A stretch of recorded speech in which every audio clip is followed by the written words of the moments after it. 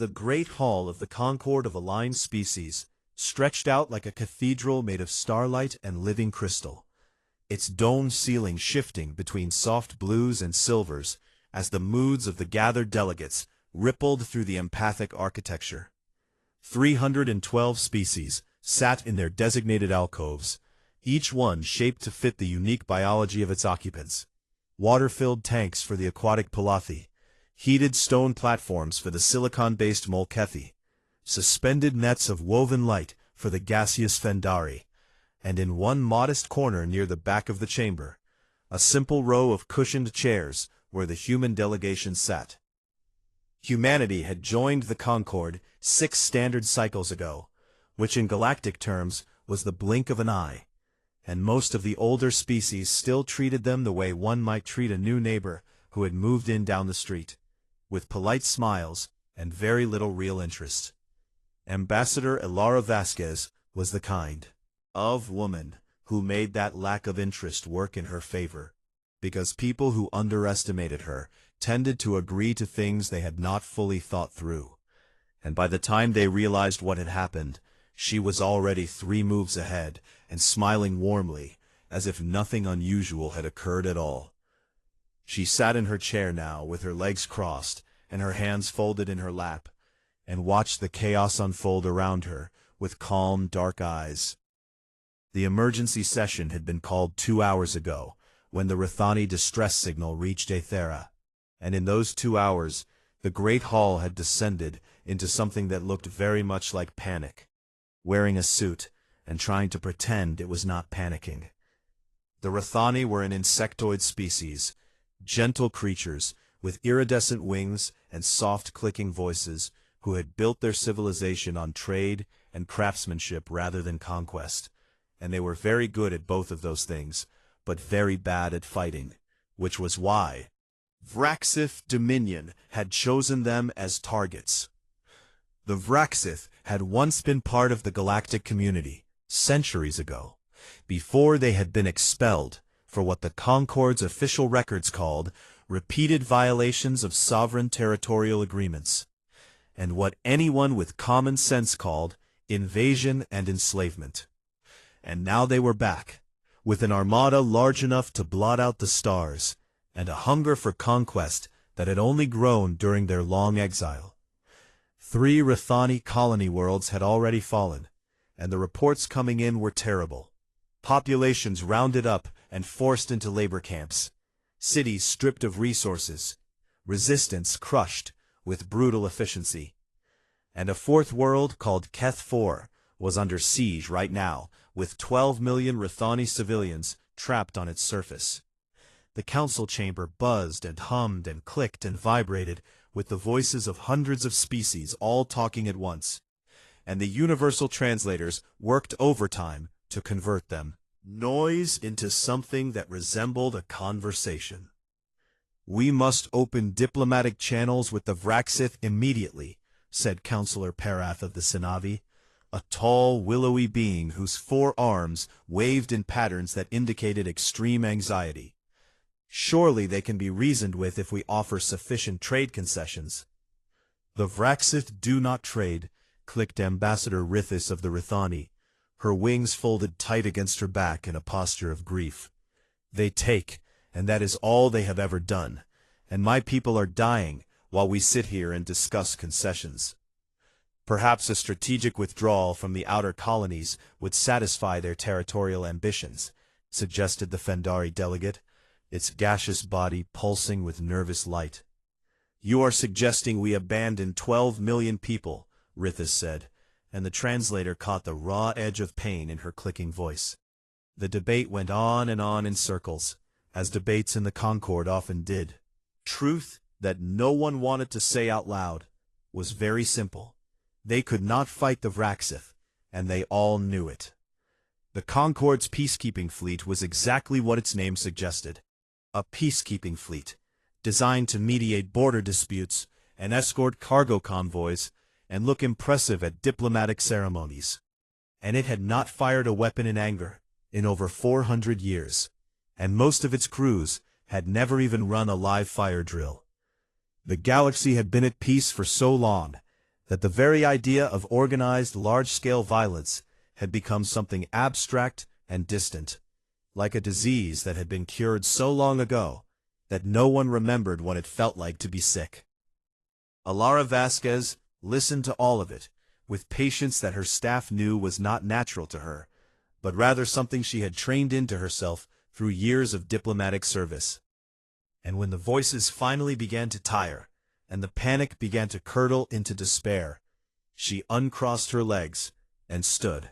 The motion was small and quiet, but something about it drew attention, the way a sudden silence draws attention, and one by one, the delegates turned to look at the human ambassador standing in her modest alcove at the back of the hall.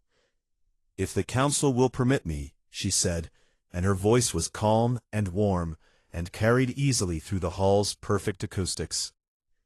The Speaker of the Council, an ancient Mulkethi named Drith, whose crystalline body had been growing for over 9,000 years, inclined his massive head toward her and hummed a tone of permission.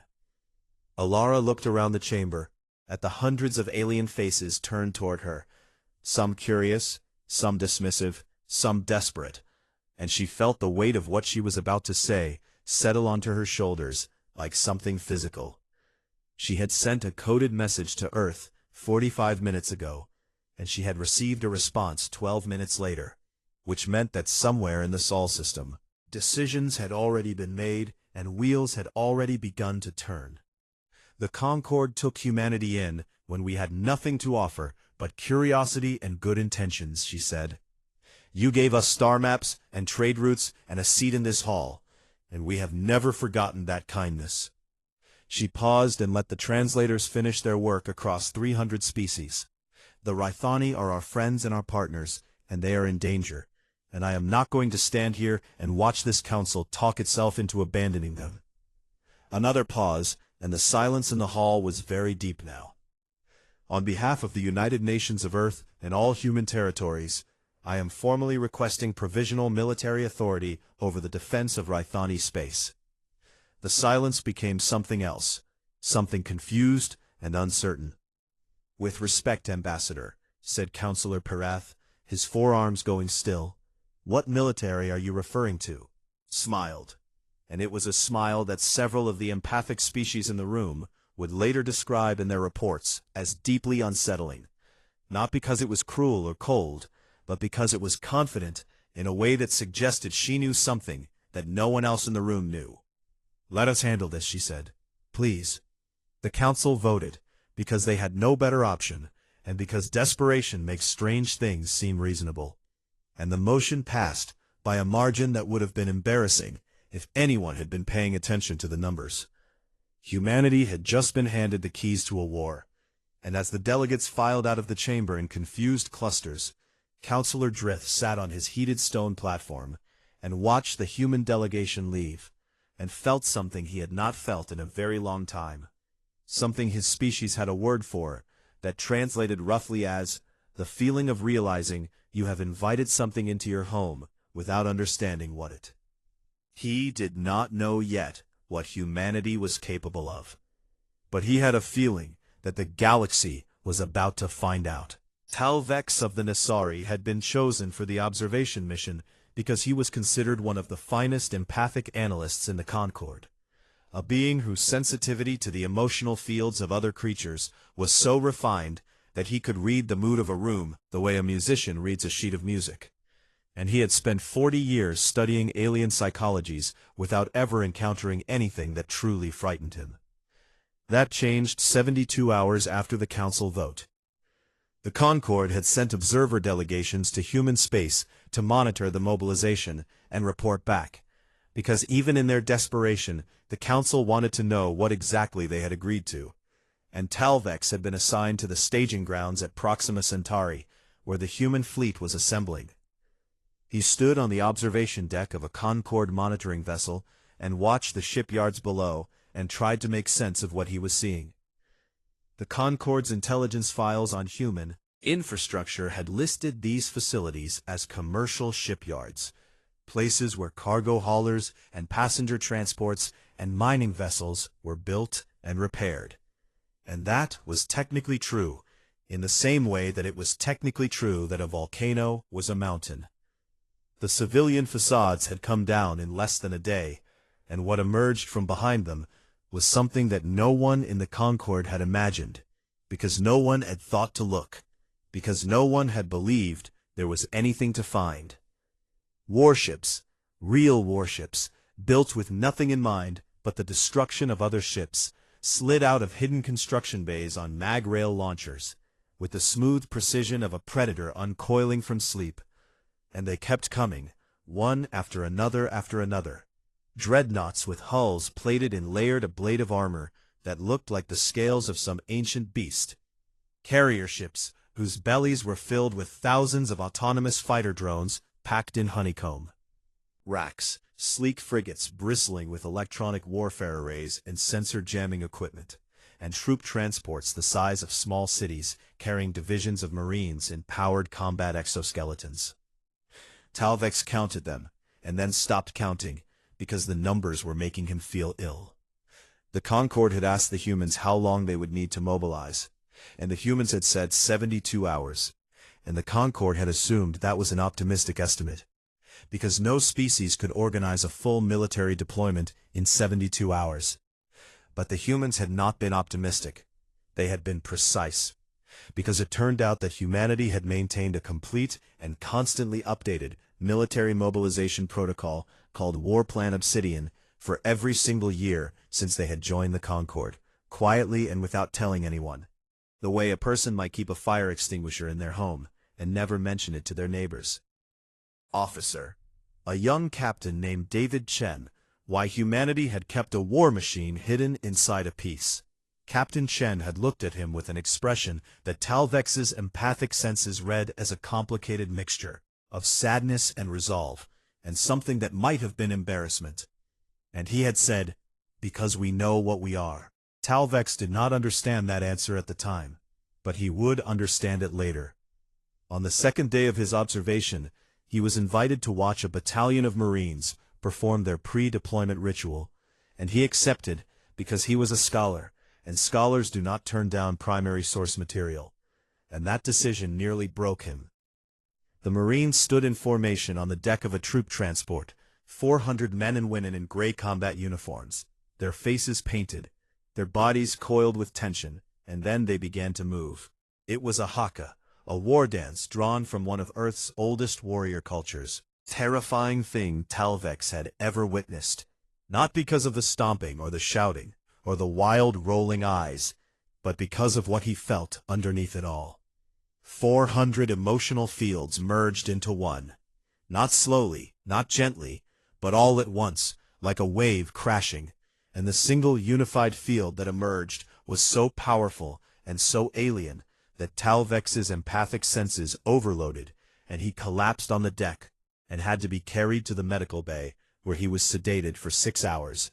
When he woke up, the first thing he did was dictate a report, and the first line of that report read, "I have made contact with a single organism composed of 400 bodies and one emotion, and that emotion is a thing I do not have a word for. It is fury and joy and love and hunger, all woven together into something that should not be able to exist, but does."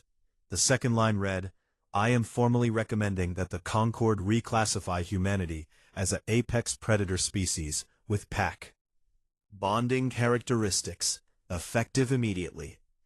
Meanwhile, aboard the Concorde monitoring station orbiting Aethara, Counselor Drith had requested access to the unfiltered human history archives, the ones that had not been softened by the translation algorithms, and he was reading them alone in his chamber, because he suspected that what he was about to learn was not something that should be learned in public.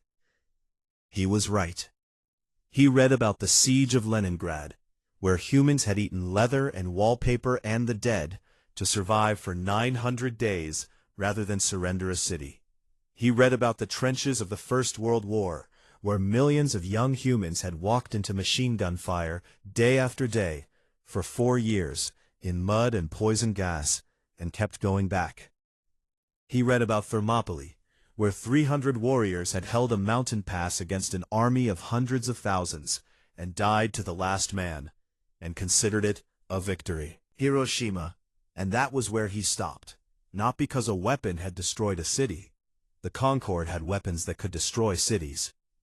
But because the humans had used it on themselves, on their own species, on a city full of their own kind. And then they had looked at what they had done, and they had been horrified, and they had said never again. And then they had built more of them, thousands more, enough to destroy their own world many times over. And they had held those weapons for decades, with their fingers on the trigger, and somehow they had not used them again. That was what stopped Drith, not the capacity for destruction, but the capacity for restraint that existed right beside it. The two things living together inside the same species, like two wolves sharing one body.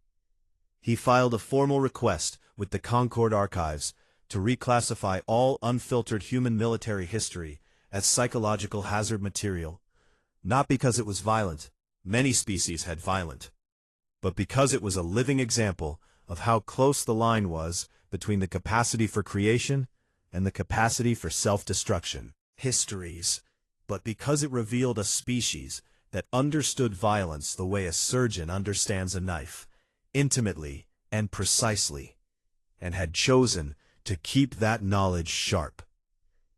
On the third day the fleet departed. Task Force Prometheus, 240 warships, 18 carrier groups, 40,000 Marines, and a support train that stretched across 3 star systems, jumped to faster-than-light speed on a course for Rhythani space under the command of Admiral Konstantin Okafor. Fleet Observer Yinri of the Palathi, an aquatic being who had been assigned to the command ship, watched the fleet transition to FTL from the bridge observation tank, and noticed something that disturbed her more than anything else she had seen. The human crew was calm, not the forced calm of beings facing something terrible and trying to hide their fear. Yinri could taste fear chemicals in the water, and there were none in the recycled air of the bridge. But the genuine calm of beings who had done this before, or whose ancestors had done this before so many times, that readiness for war had become something inherited, something woven into the very fiber of what they were. She asked a pilot running combat simulations on a nearby console if he was nervous. He looked up at her and grinned, actually grinned, showing his teeth, which in most galactic species was a threat display, and said, "Nervous, no ma'am. Excited is more like it." Yinri sent a private encrypted message to her government that night, and it contained only one sentence: "They are not pretending to be brave. They are genuinely looking forward to this, and I think that is the most terrifying thing I have ever learned about another species." Far ahead of them, on the edge of Rhythani space, the Vraxith Dominion's long-range sensors detected the approaching fleet, and Warlord Kazrethi reviewed the data with the casual contempt of a predator watching something small move through the grass. He had conquered 37 species. What was one more? Admiral Konstantin Okafor was not a large man, and he was not a loud man, and when he entered a room, he did not fill it the way some commanders did with noise and energy and the force of their personality. But when he spoke, people listened, and when he was silent, people listened harder, because there was something about his quiet that suggested deep water, calm on the surface and full of powerful currents underneath. He sat in his command chair on the bridge of the UNS Aurelius and opened a broadband communication channel to the Vraxith Armada, and when the face of Warlord Kazrethi appeared on the screen, the two of them looked at each other for a long moment without speaking. Kazrethi was impressive by any standard, nearly 3 meters tall, with 6 limbs and a head like a armored wedge, his body covered in plates of natural bone armor that his species had evolved over millions of years of apex predation, and his eyes were black and flat and empty of anything that looked like mercy. "I am Admiral Okafor of the United Nations Navy," Okafor said in a voice as calm as a man ordering coffee. "You are in violation of Concorde's sovereign space and you are committing acts of war against a protected species, and I am here to ask you to stop." Kazrethi made a sound that the translator rendered as laughter, but that sounded more like stones grinding together. "You are the humans," he said, "the soft little creatures who joined the Concord like pets, begging for scraps at a table. And now you come to my territory and ask me to stop." "I am not asking," Okafor said. "I am telling you that you have one opportunity to withdraw your forces from Rithani space, release all enslaved populations, and provide reparations for the damage you have caused. And if you do not take that opportunity, then what happens next will be your responsibility and not mine." Kazrethi leaned forward, and his black eyes caught the light of his. "Bridge, little human," he said, "I have conquered 37 species, and I have broken worlds, and I have drunk the fear of civilizations. And you sit in your little chair, and you threaten me with your little ships." He spread all 6 of his arms wide. "Come then, and I will harvest you alongside the insects."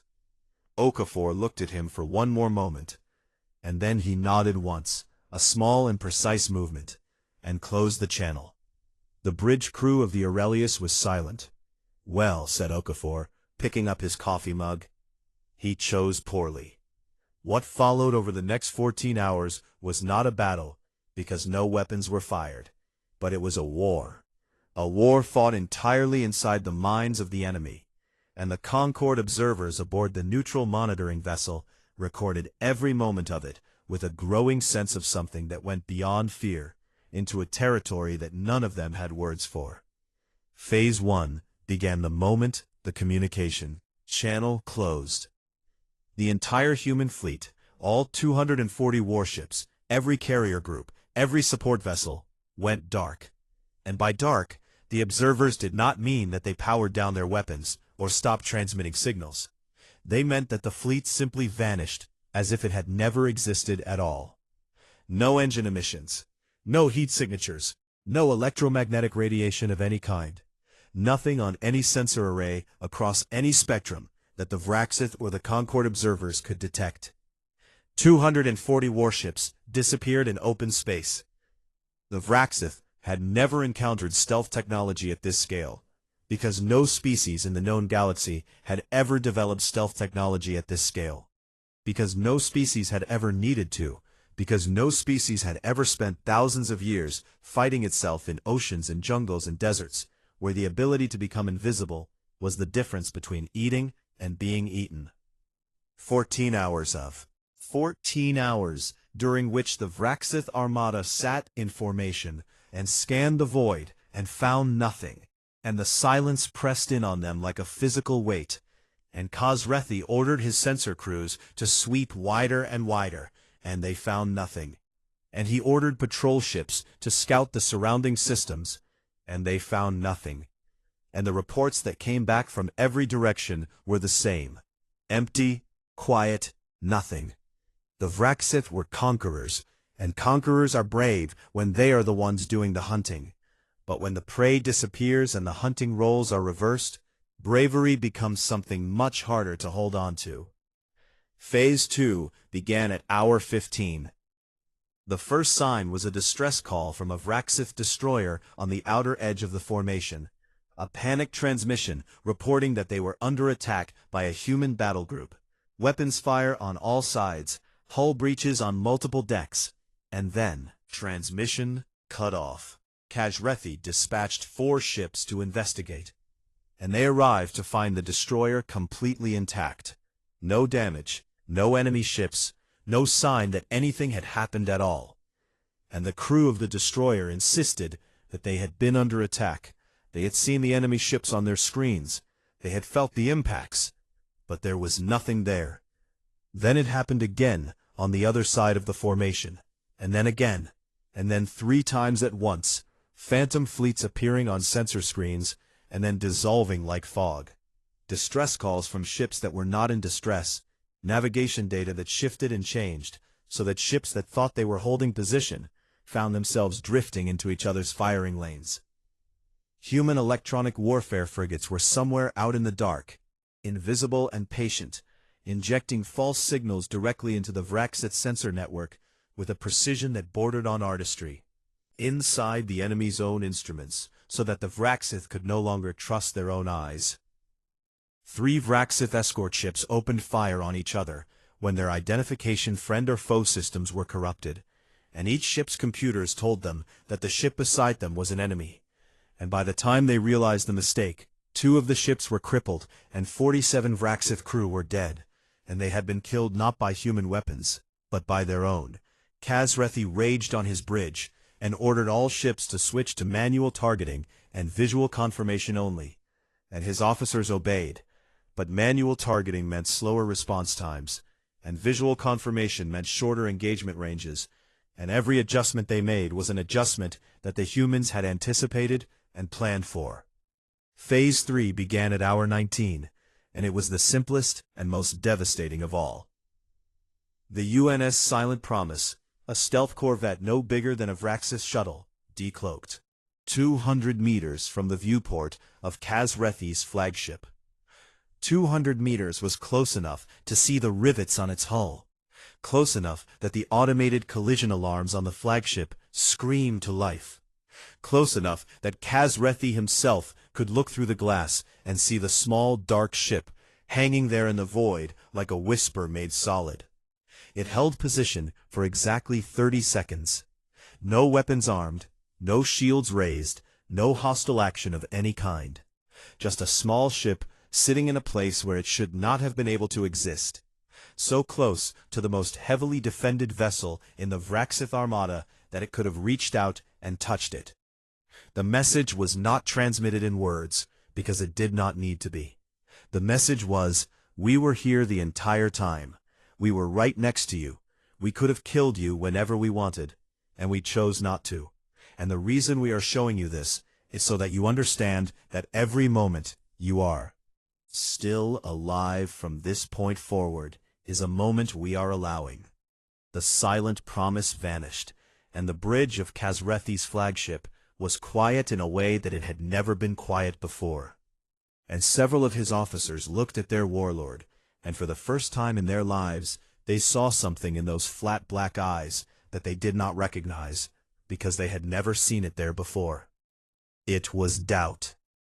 Aboard the Concorde monitoring vessel, the observers had been transmitting everything back to Athara in real time, and in the Great Hall of the Council, 312 species watched in silence, as a species they had dismissed as soft and short-lived and unremarkable, dismantled the confidence of the most feared military power in the galaxy without firing a single shot.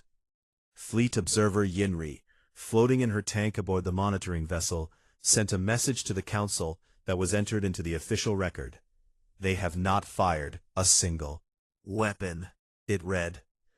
"And I have never been more afraid in my life." On the bridge of his flagship, Kazrethi made his decision, and it was the decision that Admiral Okafor had spent 19 hours carefully and patiently guiding him toward, because everything, the silence, the ghosts, the corvette at his window, had been designed to produce exactly one outcome. Kazrethi ordered his armada to break formation and hunt the human fleet. He split his forces into 3 attack groups and sent them out into the dark to find and destroy the enemy, because he was a predator, and predators do not hide. Predators hunt, and his pride would not allow him to sit and wait any longer.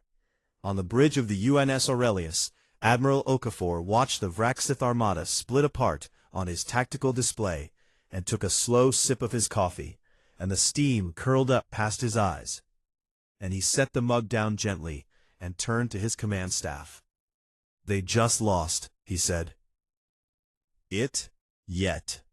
The Battle of Keth 4 lasted 11 hours, and it was the most violent thing the galaxy had seen in 3,000 years.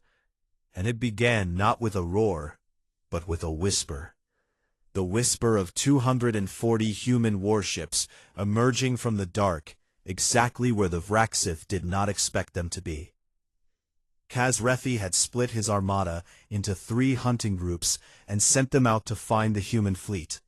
And that was exactly what Admiral Okafor had wanted, because a fist is dangerous, but 3 separate fingers are just things waiting to be broken. The first Vraxith hunting group, 80 warships, under the command of sub-warlord Krenthis, was moving through an asteroid belt on the edge of the Keth system, when the rocks around them came alive.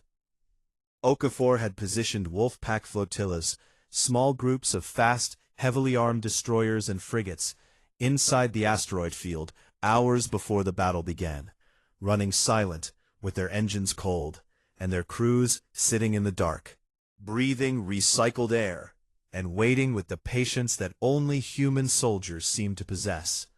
The kind of patience that comes from a species whose ancestors had once sat motionless in freezing water for hours, waiting for a single duck to land.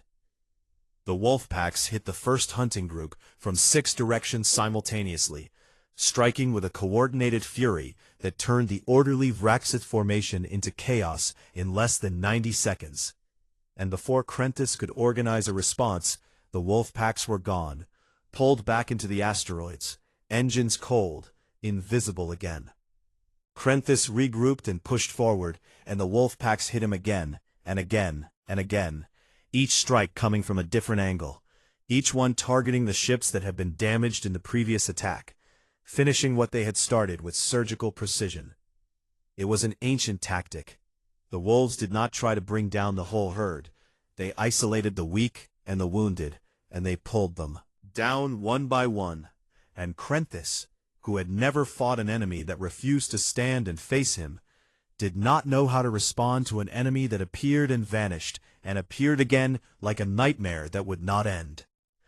The second hunting group fared worse. They ran directly into the carrier groups, and what came out of those carriers was something that the Vraxith had no framework to understand. Fighter drone swarms, tens of thousands of autonomous combat units no bigger than a human fist, each one armed with a shaped plasma charge, coordinated by shipboard artificial intelligence into a single fluid mass that moved like a living thing. The swarms hit the Vraxith point defense systems and overwhelmed them through sheer numbers. And the Vraxith gunners fired and destroyed hundreds of drones, and it did not matter, because hundreds more took their place, and the drones crawled across the hulls of the Vraxith ships like metal insects and detonated their charges against engine housings and sensor arrays and weapons mounts with a precision that was almost delicate. The Vraxith had never faced an enemy that was willing to spend thousands of units as expendable assets. Because in every war a Vraxith had ever fought, the enemy valued each of their ships and soldiers as precious and irreplaceable, and that made them cautious. But the humans understood something that the Vraxith did not, that sometimes the most valuable thing a weapon can do is be spent. The third hunting group turned back toward the main body of the fleet when they realized what was happening, but Okafor had anticipated that too, and they found a wall of dreadnoughts waiting for them.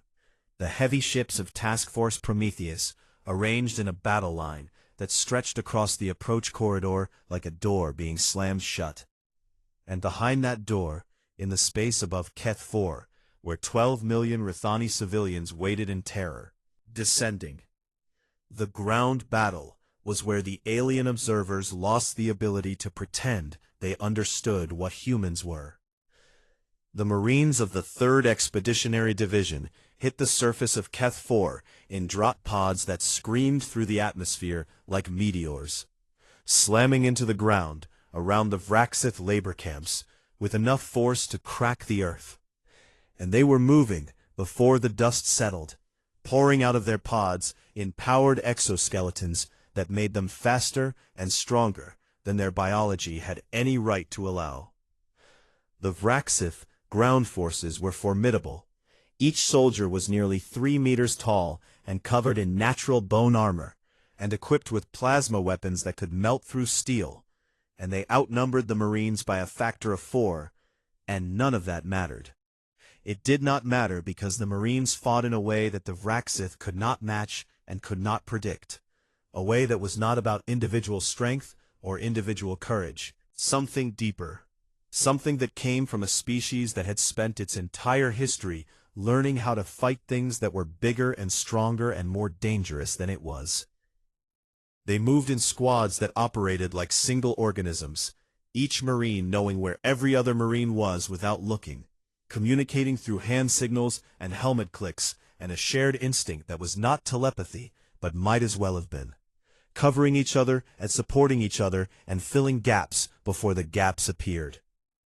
A Concord medical observer, a Sanavi xenobiologist named Peleth, was embedded with the Marines, and what she witnessed changed the way she understood biology forever. She watched a Marine named Sergeant Io Okonkwo take a plasma burn across her left arm that scorched through her exoskeleton and seared the flesh underneath down to the muscle. And she watched Okonkwo clench her teeth and make a sound that was not a scream, but something else entirely. That sounded like anger. And then she watched Okonkwo pull a medical kit from her belt with her right hand, and seal the wound with biofilm and wrap it with a pressure bandage, and flex her burned fingers to check mobility, and pick up her rifle, and go back to fighting, all in less than 4 minutes. Peleth's report later included the line, "I do not believe this species processes pain the way the rest of us do. They appear to have the ability to acknowledge pain and then set it aside like an object they will deal with later. And that ability is perhaps the most frightening adaptation I have ever documented." The fighting around Labor Camp 7 was the most intense, because that was where the Vraxeth had concentrated their prisoners, 3 million Rithani packed into a facility built for a fraction of that number. And the Vraxeth commander had fortified the camp and positioned his heaviest weapons around the perimeter, because he understood that the humans would come for them, prisoners, and he intended to make them pay for every meter. He was right about the first part and wrong about the second. The Marines came, and they paid, and they kept coming anyway. The dreadnought UNS Thermopylae was providing orbital fire support when a coordinated Vraxeth strike group hit it from 3 angles, and the damage was catastrophic. Half the ship was open to vacuum, 3 of its 4 main engines were destroyed, and fires were burning in decks that no longer had atmosphere to sustain them. And the Vraxeth commander who had led the strike offered the Thermopylae's crew the chance to surrender. Captain Elena Vasquez, no relation to the ambassador, though the name would become a strange coincidence that historians would note for centuries, responded on an open channel that every ship in the system could hear. "Negative," she said, and her voice was steady, even though the bridge was filling with smoke and the deck was tilting beneath her feet. "We have civilians behind us. The Thermopylae did not surrender and it did not retreat, and it kept firing its remaining weapons and launching its remaining drones until a relief group of human destroyers arrived and drove the Vraxeth strike group off. And when the battle was over, the Thermopylae was still there, broken and burning, but still there, hanging in orbit above the people it had refused to abandon. The battle ended in its 11th hour, when Admiral Okafor's fleet completed its encirclement of the surviving Vraxeth forces, barely 40% of the armada that had entered Rithani space with such confidence, and opened a communication channel one final time. Okafor offered the same terms he had offered at the beginning, word for word, as if nothing had changed, as if the last 11 hours had been a minor interruption in an ongoing conversation. Warlord Kazrethi accepted unconditional surrender, and the flat black eyes that had never shown doubt, before the humans arrived, now showed something much worse than doubt. They showed understanding, the understanding of a predator who had met something that was not prey. But the moment that would be remembered longest, the moment that would be carved into monuments and taught in schools and replayed in council chambers for generations, was not a moment of war, but a moment of quiet. It was captured by a Concord observation drone, hovering above the ruins of Labor Camp 7 on the surface of Keth 4, and it showed a human Marine sitting in the rubble with her back against a broken wall, and her rifle across her knees, and her helmet off, and her face streaked with dirt and dried blood and sweat. In her arms she held a Rithani child, a small creature with crumpled wings and wide, terrified eyes, who had been hiding in the wreckage of the camp. And the Marine was holding the child carefully, so carefully, the way you hold something precious, that you are afraid of breaking. And she was singing. It was a lullaby, a simple melody from Earth, old and gentle, the kind of song that mothers had been singing to frighten children since before humanity had learned to write. And the Rithani child did not understand the words, because the words were in a language from a world she had never seen. But she understood the sound, because kindness sounds the same in every language. The child stopped crying. In the great hall of the Concord on Aethara, 312 species watched that image in silence. And it was Counselor Drith, the ancient Mulkethi who had read the unfiltered human histories, who had seen what humanity was capable of at its worst, who spoke first. "Now you understand," he said, and his harmonic voice resonated through the crystal walls of the chamber. "That is why I was afraid. Not because they are monsters, but because they are not." 6 standard months after the Battle of Keth IV, the galaxy was still trying to figure out what to do about humanity, and the answer depended very much on who you asked. 14 species had filed formal petitions to have humanity expelled from the Concord, and their arguments were detailed and passionate, and boiled down to one simple idea, that any species capable of what the humans had demonstrated was too dangerous to keep close, that it was like keeping a live weapon in a room full of children, and that the safest course of action was to put as much distance between humanity and everyone else as possible. 23 species had filed counter-petitions requesting permanent military alliance with humanity, and their arguments were equally detailed and equally passionate, and boiled down to an idea that was just as simple, that the galaxy had enemies and the galaxy needed protectors, and pretending otherwise was the kind of thinking that had nearly gotten the Rithani wiped out. The Rithani themselves had not filed any petitions at all, because they were too busy rebuilding their worlds and mourning their dead and doing something that no one had expected. They were building a monument. It stood on the surface of Keth IV, in the center of what had once been Labor Camp 7, and it was carved from a single piece of iridescent stone that the Rithani harvested from the deepest mines of their homeworld, a stone that they considered sacred and that they normally used only for monuments to their greatest heroes. The statue showed a human marine sitting against a broken wall, holding a Rithani child in her arms.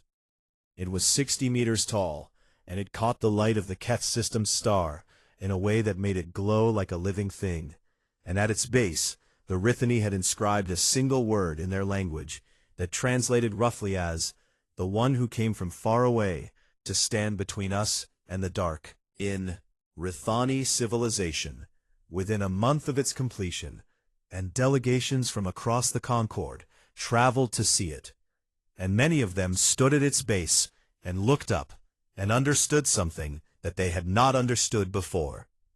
The formal council debate went on for weeks, and it was during this debate that Ambassador Alara Vasquez asked to address the full assembly, and the speaker granted her request, and every seat in the great hall was filled, because everyone knew that whatever she said would matter for a very long time. She stood at the podium in the center of the chamber, a small human woman in a dark suit, surrounded by the representatives of 312 species, some of whom feared her kind, and some of whom admired them, and most of whom felt both things at the same time. And she did something that no one expected. She told the truth. Not the softened, translated, diplomatically polished truth that the Concord was accustomed to. Unfiltered truth about what humanity was and where it had come from.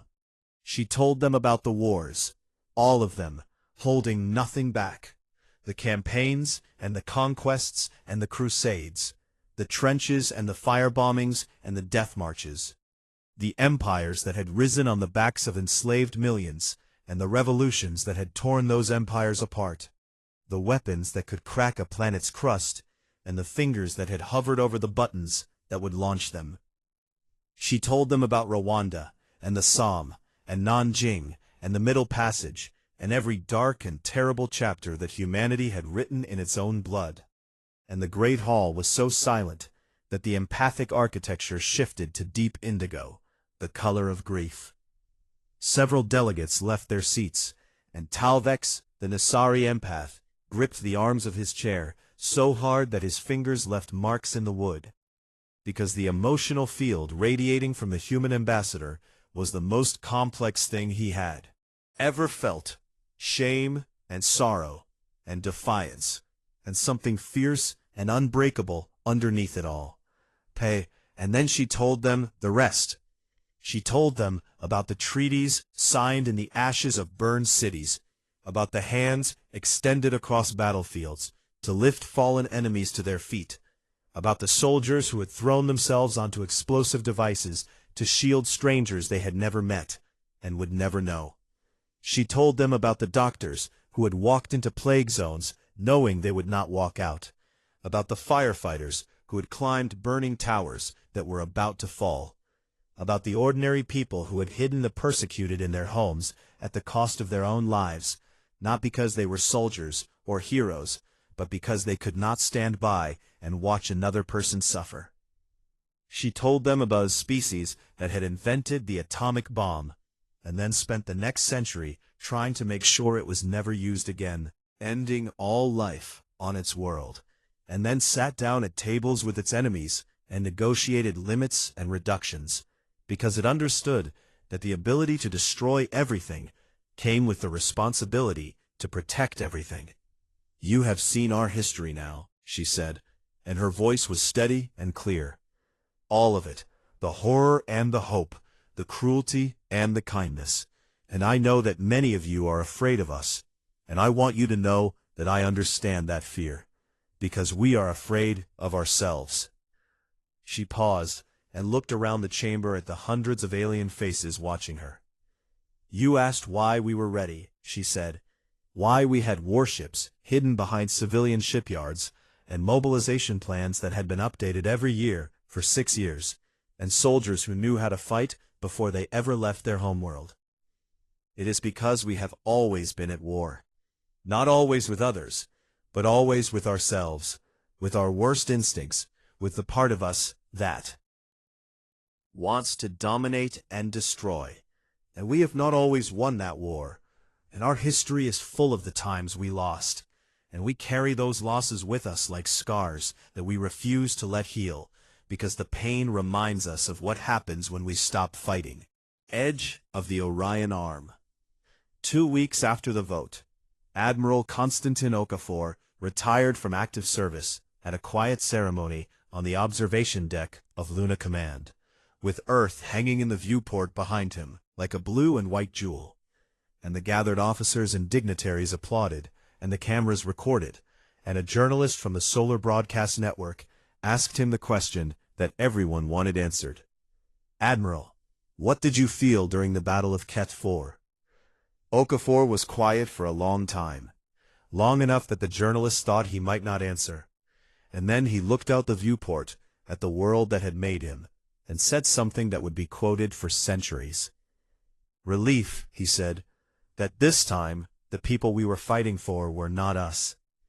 The journalist did not ask a follow-up question, because there was nothing to follow up. And Okafor walked away from the podium and out of public life, and into the kind of quiet retirement that a man earns after spending 40 years standing between the dark and the things he loves. 1 month later, on a cool evening in Athara's capital city, Talvex the Nasari empath requested a private meeting with Ambassador Vasquez, and she agreed, and they sat together in a small garden, where bioluminescent flowers bloomed in slow pulses of blue and gold. Talvex was quiet for a while, and Vasquez let him be quiet, because she was a diplomat, and she understood that some words need time to find their way out. "I have thought about that day many times," he said finally, and she knew he meant the day he had watched the Marines perform the haka, and had been overwhelmed by the unified emotional field of 400 human warriors. "I have replayed it in my memory again and again, trying to understand what I felt." Vasquez waited. "At first, I thought it was rage," he said, "and then I thought it was hunger, and then I thought it was madness, because no emotion I knew could be that powerful and that unified across so many individual minds. He looked at her, and his large silver eyes were bright with something that might have been wonder. "But I understand now," he said. "I understand what was underneath it all, beneath the fury and the fire, and the terrible, beautiful noise of it." He paused. "It was love," he said. "Was it not?" Elara Vasquez looked at the alien empath sitting across from her in a garden full of living light on a world that was not her own, and she thought about the Marines who had fought and bled and died on a planet they had never seen, to save a species they had only just met. And she thought about the ship that had refused to retreat because there were civilians behind it. And she thought about the lullaby sung in the ruins of a labor camp. And she thought about every soldier who had ever stood up and stepped forward when the easier choice was to step back. She smiled, and far away, on the surface of Keth 4, the great statue caught the last light of the setting sun and glowed like a beacon, and at its base the Rhythani children played in the shadow of the one who had come from far away to stand between them and the dark, and they were not afraid.